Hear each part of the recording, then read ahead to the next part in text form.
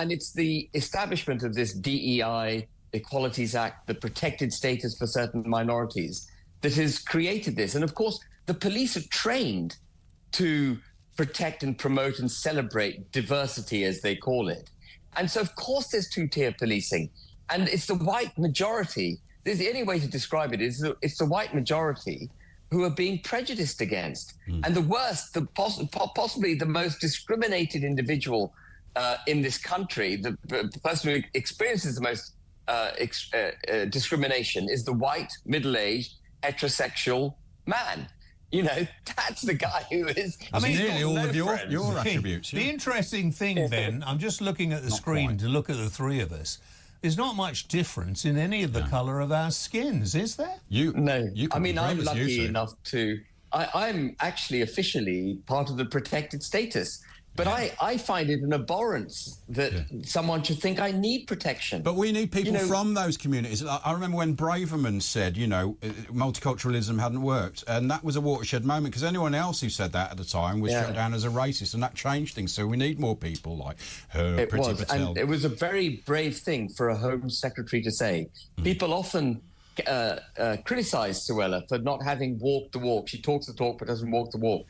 Listen, just talking the talk is brave, because you get categorized as a racist, far-right, xenophobic, Islamophobic, lock 'em up. And it's wrong. And these riots, they're criminals. Obviously, people who tear up hotels, set light to vehicles and all that, they're criminals. But there's no way that Keir Starmer can say they're far-right. He hasn't done a census of the political disposition of all those people who've been rioting. How? And I would...